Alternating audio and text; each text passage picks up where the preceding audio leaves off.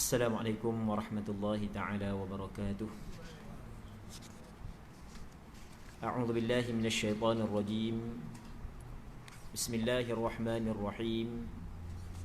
Alhamdulillahi rabbil alamin wassalatu wassalamu ala asyrafil anbiya'i wal mursalin wa ala alihi wa sahbihi ajma'in. Allahumma rabbi shrah li sadri wa yassir li amri wahlul 'uqdatam min lisani yafqahu qawli. Wala hawla wala quwwata illa billahil 'aliyyil 'azim. Allahumma anfa'na bima 'allamtana wa 'allimna ma yanfa'una wa 'allimna ma jahilna wa dhakkirna ma nussina. Allahumma yassir wa la tu'assir. Rabbi tammim bil khair. Allahumma aftah alaina futuhal arifin. Waffiqna tawfiqas salihin. Allahumma la sahla illa ma ja'altahu sahlan wa anta taj'alul hazna idza syi'ta sahla. InsyaAllah kita sambung balik pengajian kitab Mukhtasar Syu'abil Iman lil Baihaqi ataupun 77 cabang iman menurut Al-Quran dan Hadis yang dikarang oleh Imam Al-Qazwini Asy-Syafi'i rahimahullahu subhanahu wa ta'ala wa nafa'ana Allahu bi'ulumihi fid darain amin. Cabang iman yang ke-35 adalah amanah dan kewajipan menunaikannya kepada ahlinya.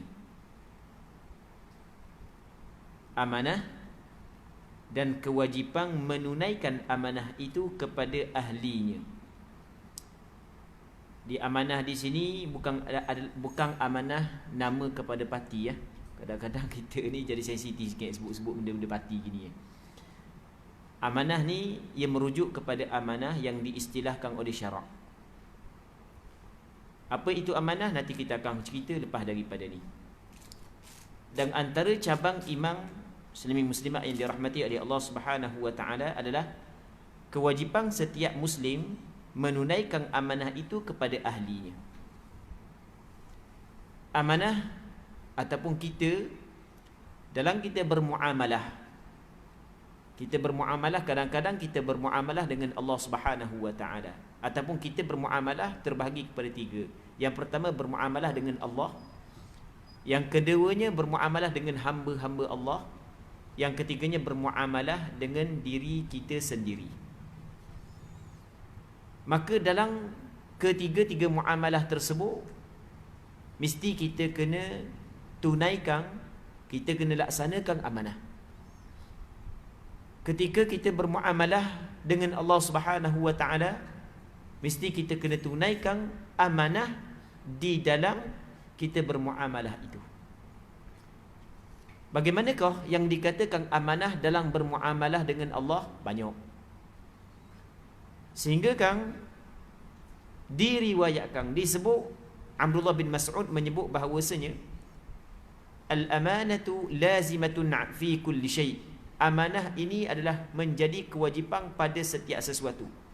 Hatta al-wudu'i wal ghaslati was salati waz zakati was shaumi wa sa'iri anwa'il ibadat.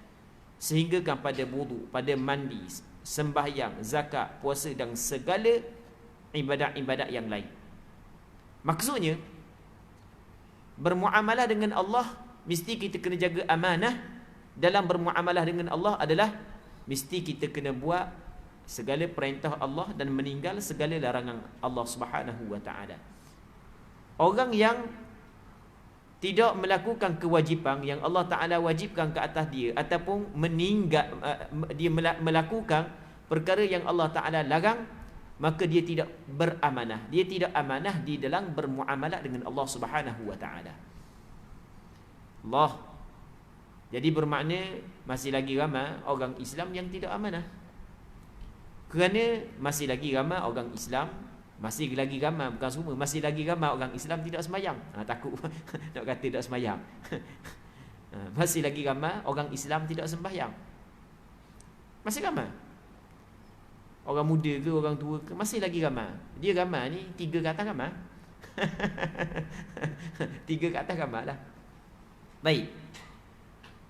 Jadi masih lagi ramai orang yang tidak beramanah di dalam bermuamalah dengan Allah Subhanahu Wa Taala. Masih lagi ramai orang yang melakukan maksiat. No, tepi batang molek-molek ada oh. Ni orang-orang yang pencegah maksiat sering berhadapan dengan golongan-golongan tersebut. Sedangkan orang yang melakukan maksiat itu adalah di kalangan orang Islam itu sendiri. Jadi bermakna dia khianat terhadap amanah Allah Subhanahu Wa Taala. Dia khianat di dalam bermuamalah dengan Allah Subhanahu Wa Taala. Okey, itu yang pertama. Yang keduanya, kita bermuamalah dengan hamba-hamba Allah, maka mesti kita kena tunaikan amanah terhadap hamba-hamba Allah itu. Tidak boleh kita khianat sama sekali. Begitu juga kita bermuamalah dengan diri kita sendiri. Setiap anggota yang Allah Taala bagi kepada kita adalah amanah. Mesti kita kena gunakan kepada hak yang apa yang Allah Taala suruh.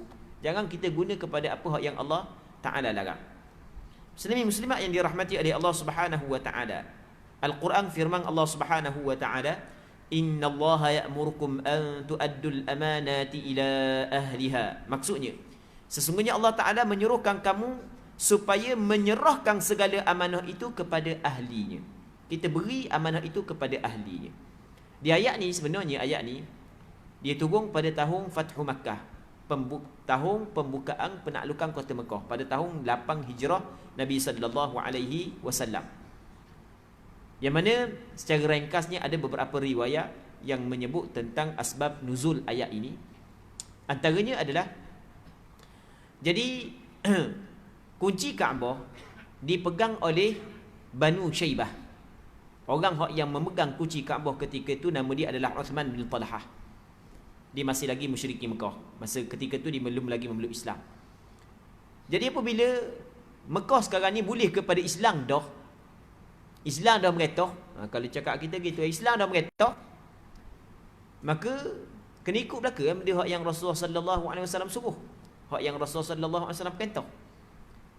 Tiba-tiba yang pemegang kunci Kaabah ketika diminta kunci Kaabah, dia buat lambat. Dia buat lambat sebab ada sebab lah. Sebab ada ucapan daripada Abbas sendiri, dia minta daripada Rasulullah supaya kita pula lah kunci Kaabah. Kita pula, biar kita cara belakang pula.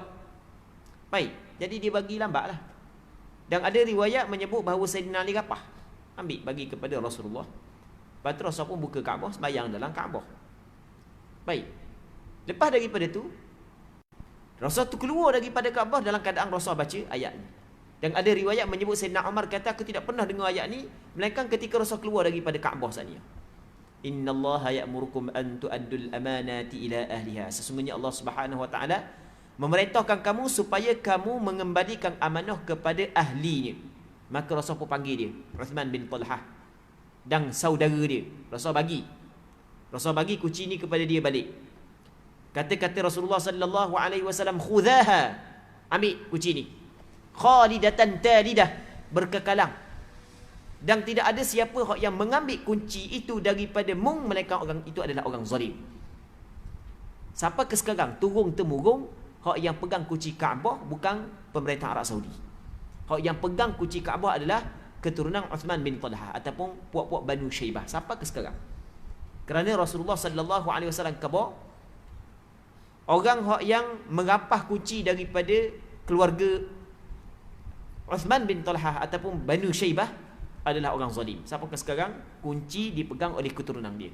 Kata Rasul, khudhaha, adalah riwayat khudhuh khalidah talidah, berterusan hingga kepada hari kiamat. Muslimin muslimat yang dirahmati oleh Allah Subhanahu Wa Taala. Okey, jadi asalnya kunci saat itu adalah amanah yang dipegang oleh orang tersebut.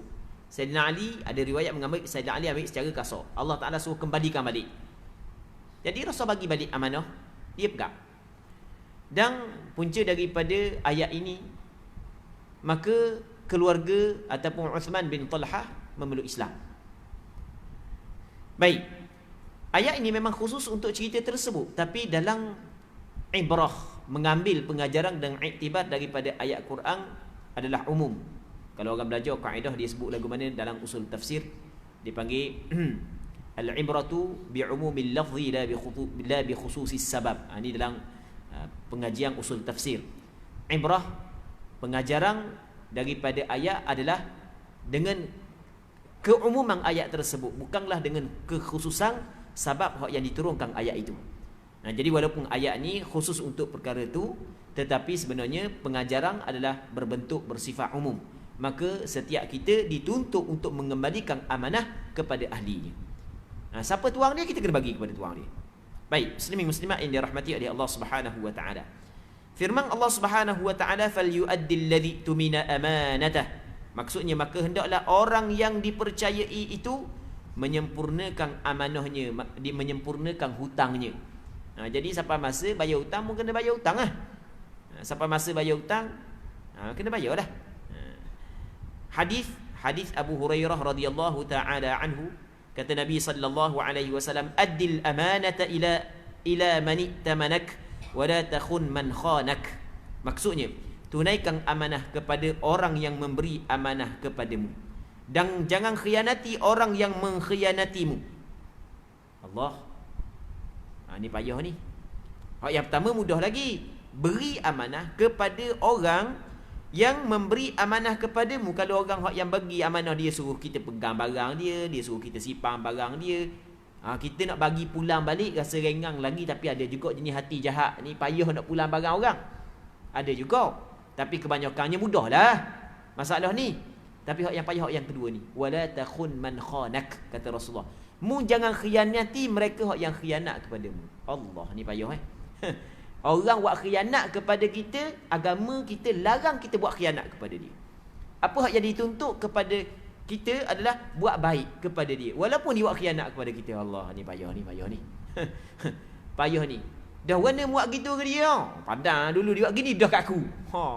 Biasa gitulah. Itu adalah salah. Wala takhun man khanak. Mu jangan khianat mereka hak yang khianat kepadamu. Okey, gitu contoh. Tapi masalah ni sebenarnya berlaku khilaf dalam di sisi ulama fiqh. Biarlah kita contoh sahaja. Katakanlah kita ni bekerja dengan seseorang. Apabila kita bekerja dengan seseorang, adalah barang-barang dia, dia suruh kita pegang. Tiba-tiba dia tak bayar gaji kita. Okey, dia tak bayar gaji kita. Adakah boleh kita ambil barang dia untuk menyempurnakan gaji kita tanpa pengetahuan dia? Hal ni daripada segi hukum fiqh memang ada sedikit perselisihan di kalangan umat, ada perbincangan. Maksudnya menukar bahawa ni, di sana ada sebahagian daripada ulama mazhab mengatakan tidak boleh. Dalam mazhab Hambali sendiri kata tak boleh. Dia khianat kepada kita, tidak boleh kita balas dengan khianat. Bahkan kita mesti kena tuntut hak kita dengan jalan hak yang betul, bukan dengan tipu dia. Mesti kena tuntut dengan jalan hak yang betul. Kalau misalnya kita ada mahkamah syariah, kita pergi akad kes ni kepada mahkamah syariah. Tapi kalau dalam mazhab Syafi'i, kalau orang tu dia ambil barang kita, kalau kita minta idakwi, maka kita boleh sempurnakan hak kita melalui apa hak yang ada pada dia. Barang dia mula ada pandangan dalam mazhab Imam Syafi'i, tapi jangan lebih. Jadi misalnya dia bahang piti kita ataupun dia dakwi piti kita 50 ya, kita ambil skor 50 ya dah. Tengok lipat dia baru beli, memang tengok 50 ya, bahang lipat dia lah. Okey, memang adalah pandangan lagu tu. Tapi masih lagi ada pandangan ulama mazhab tidak membenarkan hal tersebut. Sebab Rasulullah kata wala takhun man khanak. Mu jangan khianat mereka yang khianat kepadamu. Allahu Rabbi.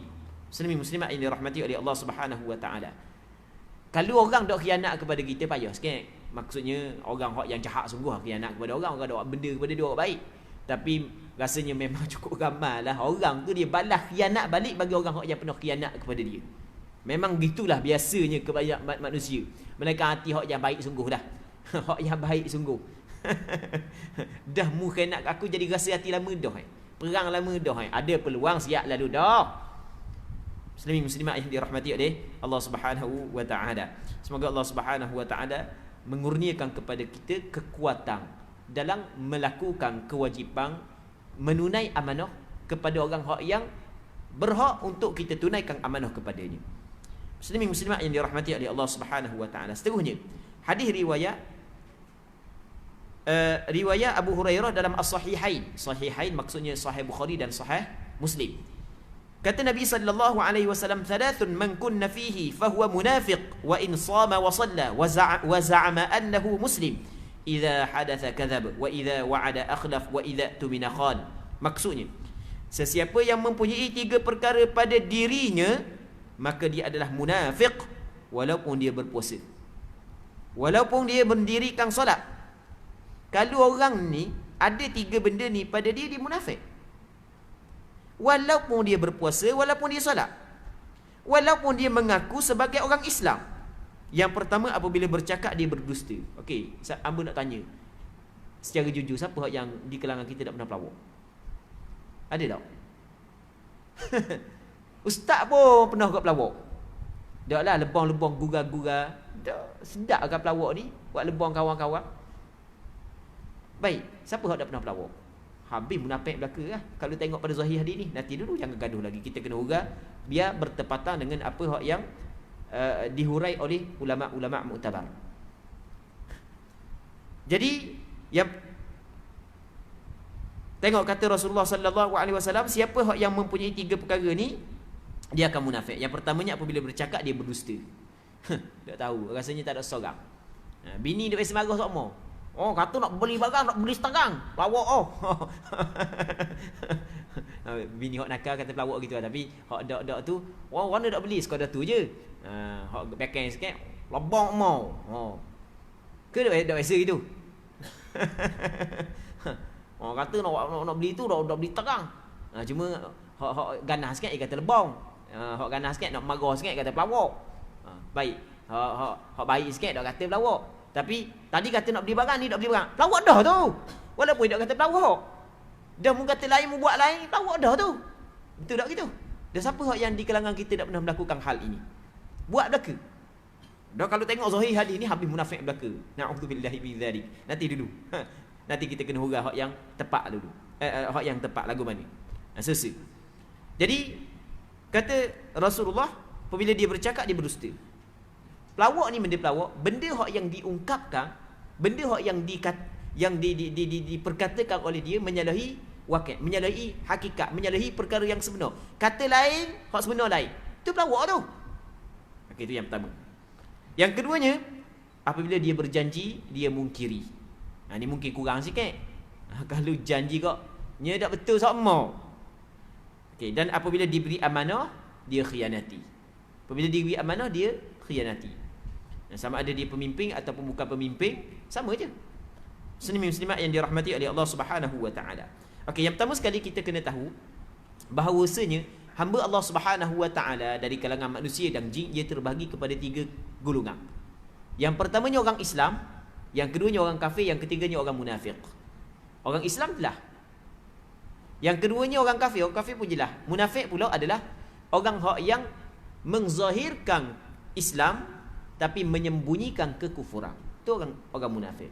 Orang munafik hak yang zahirnya lain, hak yang dalam lain. Dan di zaman Nabi sallallahu alaihi wasallam di Madinah beratus orang munafik. Na'udzubillahi min dzalik. Ramai pun munafik yang diketuai oleh Abdullah bin Ubay bin Salul. Baik.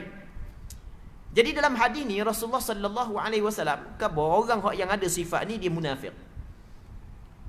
Apakah yang dimaksud munafik di sini?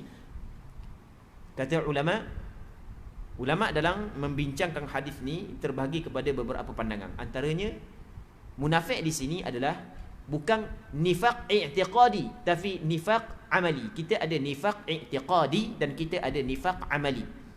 Nifaq i'tiqadi maksudnya munafik hak yang i'tiqad, hak yang kata menyembunyi kekufuran dan menzahirkan Islam. Hak ni hak yang duduk dalam patak neraka ni, innal munafiqina fid darkil asfali minan nar. Sesungguhnya orang munafik duduk dalam patak neraka ni dah. Hak yang nifaq i'tiqadi. Yang keduanya adalah nifaq amali. Nifaq amali sebenarnya adalah dia orang Islam tapi perbuatan dia seperti perbuatan orang munafik. Sebab orang munafik dia cakap pelawak. Kalau dia janji dia lebong. Kalau cakap kita lah. Dia diberi amanah dia khianati. Itu sifat orang munafik. Maka orang Islam yang mempunyai sifat tersebut, maka sama dengan orang munafik pada sudut sifat itu, tapi tidak sama daripada sudut i'tiqad. Muslimin muslimat yang dirahmati oleh Allah Subhanahu wa taala. Seterusnya, cabang iman yang ke-36 mengharamkan pembunuhan jiwa dan jenayah ke atasnya. Jadi membunuh Jiwa hak yang memang tidak boleh dibunuh, yang haram dibunuh, ia termasuk dalam dosa besar. Dia ada diri yang haram dibunuh ni bukan orang Islam saja, orang kafir pun tak boleh nak kita nak bunuh. Dia orang kafir, hak yang boleh dibunuh adalah kafir harbisa je. Hak lain tak boleh. Kafir harbi, benda kafir harbi, kafir yang sedang berlaku peperangan di antara kita dengan dia, boleh bunuh. Kalau tak boleh bunuh, selok lah. Dia duk bunuh kita, kita tak diharam bunuh dia pula dah. Mana ada gitu. Ada dia bunuh kita, kita boleh bunuh dia. Baik, jadi itu kafir harbi. Manakala kafir selain daripada kafir harbi, sama ada kafir zimmi, kafir muahad, kafir muamman ataupun musta'man, kesemua ni adalah haram kita bunuh. Kafir zimmi tak boleh kita bunuh. Kafir zimmi adalah kafir yang berada di bawah pemerintahan Islam, yang dia patuh kepada ketetapan yang ditetapkan oleh pemerintah Islam. Dia berada dalam negara Islam dan dia patuh. Itu kafir zimmi. Yang keduanya kafir muahad, yang mana kafir tersebut telah mengangkat perjanjian dengan negara Islam untuk tidak berperang dalam tempoh yang tertentu, maka haram kita bunuh. Tak boleh. Sebagai contoh, asal musyrikin Mekah perang dengan Rasulullah, perang, bunuh, perang. Siapa sulhul Hudaibiyah, perjanjian Hudaibiyah, maka berlaku perjanjian tidak berperang, tidak akan berlaku peperangan damai di antara Rasulullah dengan musyrikin Mekah selama 10 tahun. Maka ketika itu musyrikin Mekah telah bertukar daripada kafir harbi kepada kafir muahad, maka tak boleh bunuh dia. Begitu kafir muamman, kafir yang diberi keamanan, dia memang kafir harbi. Orang Israel duk bunuh orang Palestin. Kita kenal tanda, sebab kita tengok dalam berita dunia, tiba-tiba dia mari di tempat kita, dia mari dia minta visa. Bila dia minta visa, kerajaan bagi, maka dia diberi keamanan, maka tidak boleh kita buat khianat kepada dia. Walaupun dia baru kita tengok minggu lepas dia bunuh orang, nyembelih orang Islam tak sekarang, tiba-tiba minggu ni mari berlacung ke Malaysia sebagai contoh, dia dimasuk dengan melalui pintu hak yang betul, maka dia adalah kafir muamman, diberi keamanan kepada dia, tidak boleh kita membunuh dia, menyakiti dia, tidak dibolehkan. Muslimin muslimat yang dirahmati oleh Allah Subhanahu wa taala, mengharamkan pembunuhan jiwa dan jenayah ke atasnya, melukakan, menyakiti, hukum dia adalah haram. Dalil daripada Al-Quranul Karim, Allah Subhanahu wa taala berfirman, "Wa man yaqtul mu'minan muta'ammidan fajaza'uhu jahannamu khalidan fiha wa ghadiballahu 'alaihi." Maksudnya, sesiapa yang membunuh seorang mukmin dengan sengaja, dia ada bunuh dengan sengaja, ada bunuh dengan tersalah, dan ada bunuh tak sengaja, tak tersalah tapi lebih dekat dengan sengaja. Kalau dalam bahasa kitab fiqh dipanggil syibhu amdin. Dia bunuh, dia ada 3. Bunuh dengan secara tersalah, bunuh dengan sengaja, yang ketiganya bunuh menyerupai sengaja. Dia bukan sengaja, dia berbeza. Dia bunuh hak yang boleh ambil qisas saja, bunuh dengan sengaja. Bunuh hak yang tak sengaja, tu tak boleh ambil qisas, tapi kena bayar diat. Lepas tu dia kena bayar diat, dia kena bayar kafarah. Dia ada diat dia. Baik. Dah kena kalau bunuh dengan sengaja memang menggunakan senjata yang boleh membunuh dengan kosak untuk membunuh. Tu sengaja.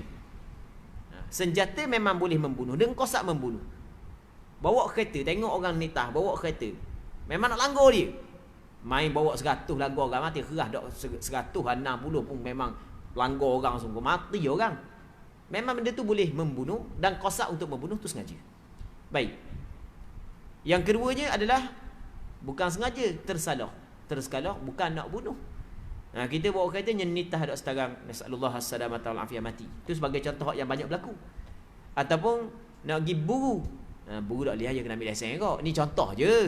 Contoh je, nak pergi buru, nak tembak ayah hutan, je tembak kawan dak setarang, tertembak, maka hak tu dipanggil tidak sengaja. Yang ketiganya menyerupai sengaja.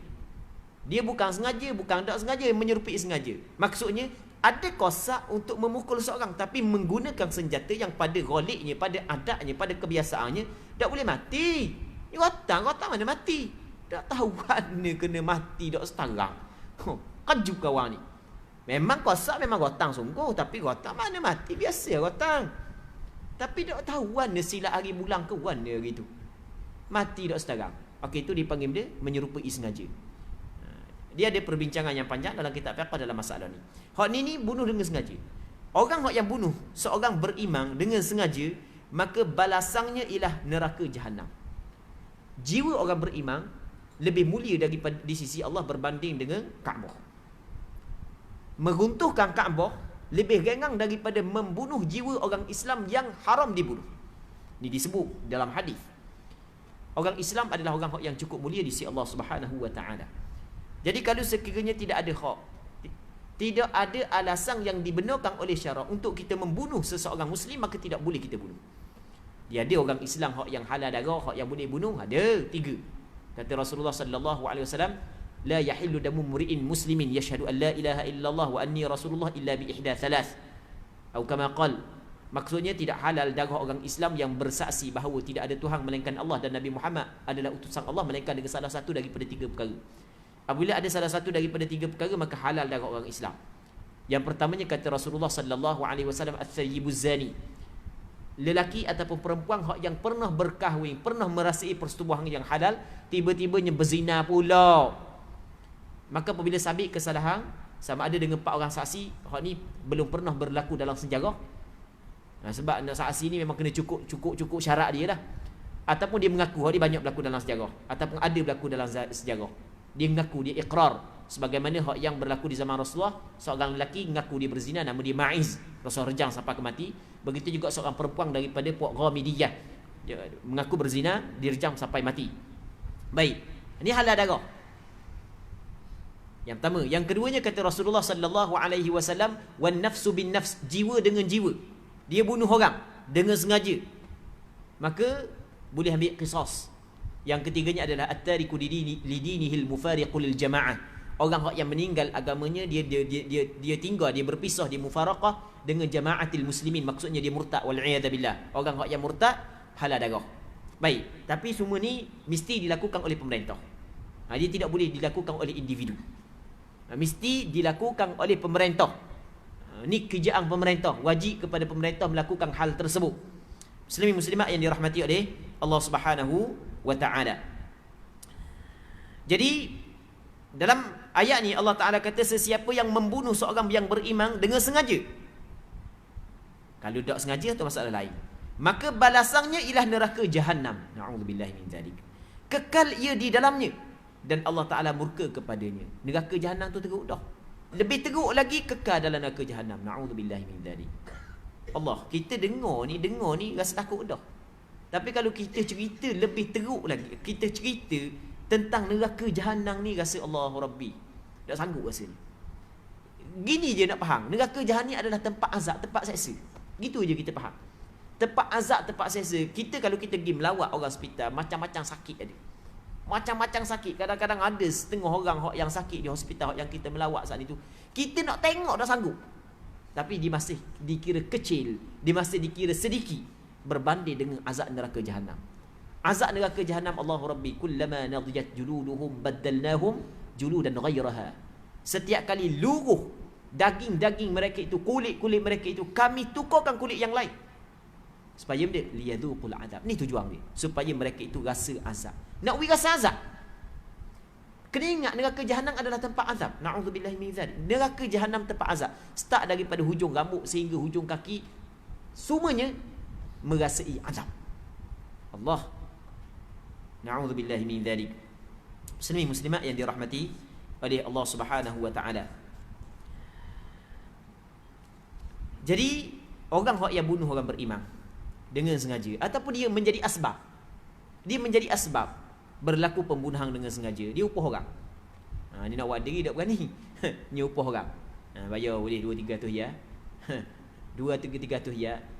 Kalau tempat kita kurang dah. Kalau di alik siang ada lagi. Lepas tu nak bunuh orang sini, dia upah orang alik siang nak setarang mari kat ni. Dia bayar mahal sikit, dia mari tak setarang. Dia bayar mahal sikit. Dan tempat kita ramai lagi set-set gangster misalnya, dia upah nak bunuh orang. Maka jelas hukum dia adalah haram. Tempat dia adalah neraka jahanam, kekal di dalamnya.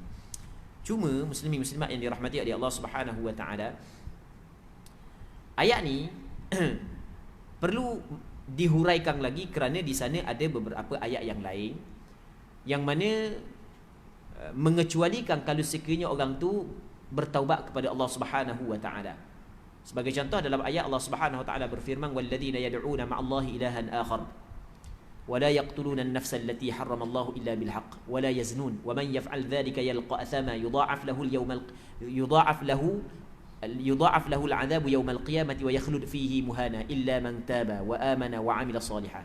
Maksudnya Allah Ta'ala kata barang siapa dan orang-orang yang dia tidak menyembah selain daripada Allah Subhanahu wa taala dan tidak membunuh akan diri yang tidak boleh dia bunuh dan dia tidak berzina.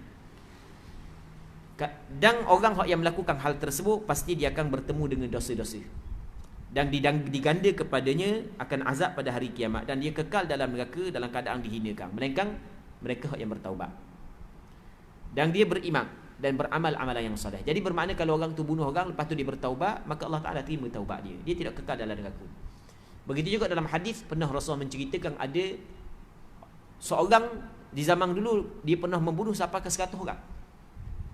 Lepas tu dia bertaubat.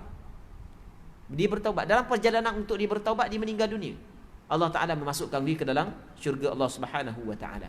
Jadi hak yang kekal dalam neraka adalah kalau sekiranya dia tidak bertaubat, satu. Yang keduanya adalah dia menghalalkan perbuatan tersebut. Kalau dia tidak menghalalkan perbuatan tersebut, dia tidak menghalalkan, dia tidak hukum halal bunuh orang. Tapi oleh kerana nafsu dia menguasai diri dia, tak nak kawal, dia bunuh dok sekarang. Kalau dia menghalalkan pembunuhan orang Islam, maka jelas dia kufur kerana menghalalkan perkara yang disepakati haram terkeluar daripada agama Islam. Dia tidak menghalalkan bunuh orang Islam, tidak menghalalkan. Cuma oleh kerana kemarahan dia saat itu Allah tak nak kawal, dak kira lah dosa ke dosa lah, nak bunuh juga. Lepas bunuh baru nyesal sebagai contoh. Maka dia tidak kekal dalam neraka Jahannam. Kerana orang yang kekal dalam neraka Jahannam adalah orang yang kafir sahaja. Membunuh orang tanpa menghalalkan perbuatan membunuh, ia tidak jatuh ke dalam kufur. Muslimin muslimat yang dirahmati oleh Allah Subhanahu wa taala. Seterusnya wala taqtulu, Allah Subhanahu wa taala berfirman wala taqtulu anfusakum innallaha kana bikum rahima wa man yaf'al dhalika 'udwanan wa dhulman fasawfa nuslihi nara wa kana dhalika 'ala Allahi yasira. إن تجتنبوا كبائر ما تنهون عنه نكفر عنكم سيئاتكم وندخلكم مدخلا كريما ولا تتمنوا ما فضل الله به بعضكم على بعض للرجال نصيب مما اكتسبوا وللنساء نصيب مما اكتسبن واسألوا الله من فضله إن الله كان بكل شيء عليما. Maksudnya, wahai orang-orang yang beriman, janganlah makan harta sesama kamu dengan jalan yang salah, kecuali dengan jalan perniagaan yang dilakukan secara suka sama suka di antara kamu. Okey, itu ayat yang sebelum daripada itu. Dan janganlah kamu berbunuh-bunuhan sesama sendiri. Mu jangan bunuh aku jangan bunuhmu. Sesungguhnya Allah Ta'ala sentiasa mengasihi kamu. Sesiapa yang berbuat demikian dengan mencerobohi dan menganiayai, maka kami akan masukkan dia ke dalam neraka yang sedemikian itu adalah mudah bagi Allah Subhanahu wa taala. Jika kamu menjauhi dosa-dosa besar yang dilarang kamu melakukannya, kami akan ampunkan kesalahan-kesalahan dosa kecil kamu. Ini di antara dalil kepada pandangan majoriti ulama bahawasanya kebaikan-kebaikan yang kita buat dia mengkifaratkan dosa hanya dosa kecil sahaja. Dosa besar tidak dikifaratkan, melainkan apabila orang tu bertaubat kepada Allah Subhanahu wa taala ataupun Allah Subhanahu wa taala telah memberi rahmat kepada dia sehingga Allah Taala mengampun dosa besar dia. Janganlah mengharapkan limpah kurniaan yang Allah Taala berikan kepada sebahagian daripada kamu melebihi sebahagian yang lain. Mu jangan dekilah. Tengok orang ni boleh hanya deki, jangan. Itu adalah anugerah yang Allah Taala bagi kepada dia. Bagi lelaki ada sebahagiannya daripada apa yang mereka usahakan. Bagi perempuan pula ada bahagian daripada apa yang mereka usahakan. Setiap lelaki dan setiap perempuan apa yang diusahakan ada manfaat yang kembali kepada diri masing-masing. Dan pohonkanlah kepada Allah akan limpah kurnianya. Minta daripada Allah Subhanahu wa taala sebahagian daripada limpah kurnianya. Kita minta daripada Allah Taala agar Allah Taala bagi kepada kita rezeki yang luas, rezeki yang halal, rezeki yang penuh dengan keberkatan. Sesungguhnya Allah Subhanahu wa taala sentiasa mengetahui akan tiap-tiap sesuatu. Seterusnya katanya hadis Abdullah bin Mas'ud radhiyallahu anhu dalam as-sahihain Bukhari dan Muslim. Kata Nabi sallallahu alaihi wasallam, qitalul muslimi kufrun wa sibabuhu fusuq. Maksudnya, membunuh orang Islam adalah kufur dan mengejinya adalah perbuatan fasik. Bunuh orang Islam, perang dengan orang Islam, dia qital ni bukan mesti bunuh, dia perang. Memerangi, qital makna memerangi. Memerangi orang Islam adalah kufur. Seseorang Islam kalau dia memerangi orang Islam yang lain adalah kufur. Kalau dia balah dengan orang Islam yang lain, siapa berlaku peperangan, kufur. Allah, berat. Tapi di sana ada ayat Quran yang Allah Subhanahu wa taala kata, wa in ta'ifatani minal mu'minina qatatalu fa aslihu bainahuma. Kalau sekiranya ada dua kumpulan orang beriman berperang, maka mu kena damaikan di antara keduanya. Pula dah. Jadi dalam Al-Quranul Karim ada ayat yang Allah Taala kata sekiranya dua orang beriman berperang, mu kena damaikan. Jadi Allah Taala kata dua orang perang ni masih lagi orang beriman. Dalam ayat ni kata Rasulullah, qitalul muslimi kufrun, memerangi orang Islam adalah kufur. Dan bagaimanakah kita nak gabungkan dua dalil tersebut? Okey, kata ulama, yang dimaksud dengan kufur di sini adalah kufur ni'mah. Kita sesama Islam adalah bersaudara. Dan bersaudara sesama Islam adalah nikmat. Apabila orang tu dia memerangi orang Islam, maka dia telah mengkufurkan nikmat bersaudara sesama Islam. Maksudnya kufur di sini bukanlah kufur yang mengeluarkan dia daripada agama Islam. Perang sesama Islam dia tidak mengeluarkan seseorang daripada agama Islam. Kalau mengeluarkan seseorang daripada agama Islam, maka pastinya di antara sahabat yang perang di zaman Sayyidina Ali berlaku dua peperangan yang besar sesama Islam. Yang pertamanya adalah peperangan Jamal, tentera yang dipimpin oleh Sayyidina Ali dengan tentera yang dipimpin oleh Aisyah radhiyallahu taala anha, radhiyallahu taala anhum. Sayyidina Ali adalah sahabat yang dijamin syurga. Siti Aisyah radhiyallahu taala anha adalah isteri Rasulullah di dunia dan di akhirat. Dan bersama dengan Aisyah, Talhah, Zubair, dua seorang sahabat yang dijamin syurga. Baik, begitu juga lepas daripada itu berlaku juga peperangan Siffin. Tentera yang dipimpin oleh Sayyidina Ali dengan tentera yang dipimpin oleh Muawiyah bin Abi Sufyan. Sama-sama Islam. Dalam ni pun sahabat, dalam ni pun ada juga sahabat. Baik.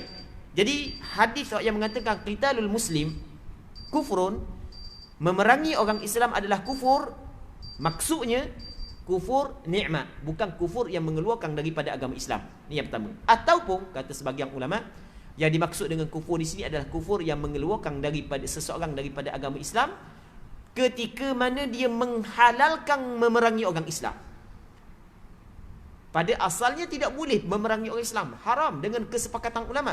Tiba-tiba dia kata tak boleh perang orang Islam boleh. Tak bolehnya perang orang kafir tak boleh. Perang orang Islam boleh, sama-sama sendiri boleh badah.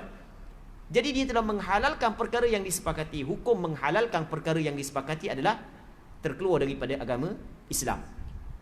Wasibabuhu fusuqun, dan kata Rasulullah, mengeji dan memaki orang Islam adalah perbuatan fasik. Orang wai maki ke orang Islam, kata ke orang Islam, maki, keji, dia telah melakukan perbuatan fasik. Dia orang fasik dia tu. Semoga Allah Subhanahu wa taala menjaga kita daripada melakukan perbuatan-perbuatan yang seperti ini. Seterusnya hadis riwayat Abu Hurairah, Abdullah bin Mas'ud juga dalam Sahih Al-Bukhari, kata Nabi sallallahu alaihi wasallam, awwalu ma yuqda bainan nas yaumal qiyamati fid dima. Urusan terawal yang dihakimi sesama manusia pada hari kiamat ialah berkaitan dengan darah. Di awal-awal benda yang dihisapkan adalah sembahyang. Dan hadis ini pula kata awal-awal yang dihisapkan adalah darah. Mu bunuh orang ni, mu luka orang ni. Baik. Kata ulama, hak yang berkait dengan ibadat adalah sembahyang, hak yang mula-mula dihisapkan. Tapi yang berkait dengan jinayah adalah darah. Orang ni bunuh orang ni, orang ni bunuh orang ni, hak yang mula-mula akan dicara di hari kiamat. Hadis Ibnu Umar radhiyallahu anhuma dalam as-sahihain Bukhari dan Muslim.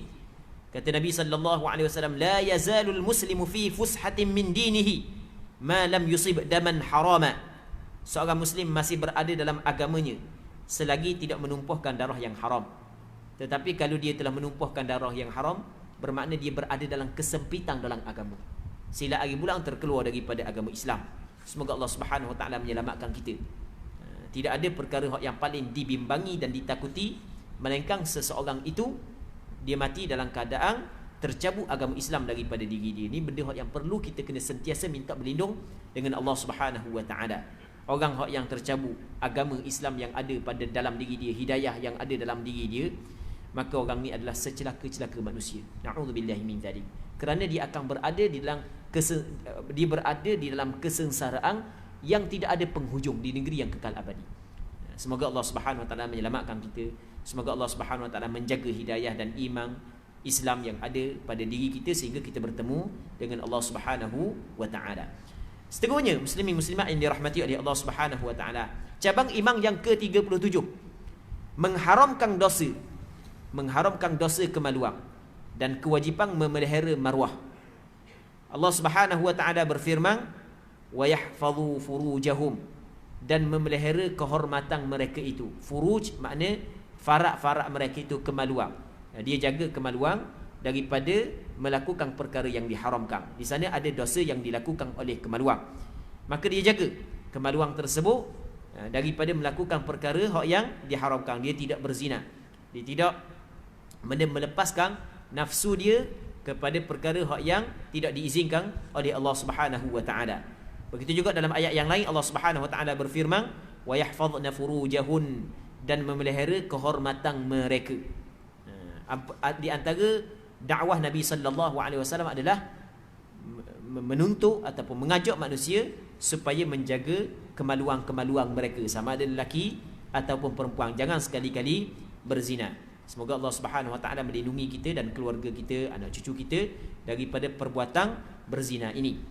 Seterusnya Allah Subhanahu wa taala berfirman, walladzina hum li furujihim hafizun, dan mereka yang menjaga kemaluan-kemaluan mereka. Wala taqrabuz zina innahu kana fahishatan wa sa'a sabila. Maksudnya, janganlah kamu menghampiri zina. Allah Taala dah khabar dalam Al-Quran, wala taznu. Mu jangan berzina, dia kata jangan menghampiri zina. Kerana kebiasaannya zina ni dia tidak berlaku melainkan dengan benda yang kecil-kecil dulu. Orang cakap kita dia tidak laku berat-berat, lalu dia dak jumpa puang pakai zina dulu. Tak. Dia daripada kecil-kecil dulu, daripada ringan-ringan dulu, akhirnya semakin berat, akhirnya jatuh ke dalam perzinahan. Sebab itulah agama Islam dalam Al-Quran Allah Ta'ala kata wala taqrabuz zina, jangan menghampiri zina. Dalam Al-Quran Allah Ta'ala suruh kita jaga pandangan mata, kerana dia daripada pandangan mata menjadi petangga yang pertama sehingga jatuh seorang itu pun dalam zina. Allah Ta'ala khabar dalam Al-Quranul Karim, qul lil mu'minina yaghuddu min absarihim. Mungkin khabar wahai Muhammad kepada orang beriman, hendaklah mereka itu merendahkan pandangan mereka. Kena jaga. Begitu juga puan kena jaga pandangan mata. Nah, sebab dia bermula daripada pandangan. Sebab itulah ada dalam syair Arab disebut nadhratun fabtisamun, nadhratun fabtisamatun fasalamun fakalamun famau'idun faliqa'un. Bermula dengan nadhrah, pandangan mata. Mu tengok aku tengok mu. Lepas tu fabtisamatun, senyum. Lepas tengok, mu senyum, aku senyum. Lepas tu fasalam, salam ni ucapan salam, Assalamualaikum, gitu asal. Kalau cakap kita bertegur siapa? Salam perkenalan. Fakalam, cakap. Famau'idun, membuat perjanjian, pada penghujungnya faliqaun, baru berjumpa. Dia bermula daripada kena jaga pandangan mata. Muslimin muslimat yang dirahmati oleh Allah Subhanahu wa taala. Seterusnya hadis Abu Hurairah radhiyallahu taala anhu dalam as-sahihain. Sahihain maksudnya Bukhari dan Muslim. Kata Nabi sallallahu alaihi wasallam, la yazni az-zani hina yazni wa huwa mu'min, wa la yasriqu as-sariqu hina yasriq wa huwa mu'min, wa la yashrabu al-khamra hina yashrabuha wa huwa mu'min, wa la yantahibu nuhbatan dhata sharafin yarfa'u al-mu'minuna ilayhi fiha absarahum hina yantahibuha wa huwa mu'min. Maksudnya, seorang penzina tidak akan berzina sedangkan dia beriman. Jadi orang yang berzina sebenarnya dia tidak ada iman. Itu maksud zahir hadis. Tapi kata ulama bukan begitu maksud asalnya, bukan gitu. Dia maksudnya orang yang berzina, ketika dia berzina, kalau dia tidak menghalalkan perbuatan tersebut, maksud tidak beriman di sini adalah dia tidak sempurna iman dia. Tapi kalau dia menghalalkan perbuatan zina, maka jelas terkeluar daripada agama Islam, dia bukan orang beriman sungguh. Seorang pencuri tidak akan mencuri sedangkan dia beriman. Ketika dia curi, kalau ada iman yang sempurna, dia tidak akan curi. Kalau dia curi juga bermakna iman dia tidak sempurna.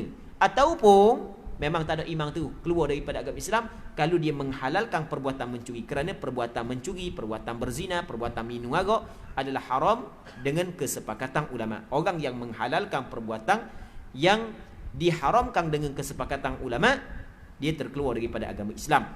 Seterusnya kata dia, seorang yang meminum arak tidak akan meminumnya sedangkan dia berimam.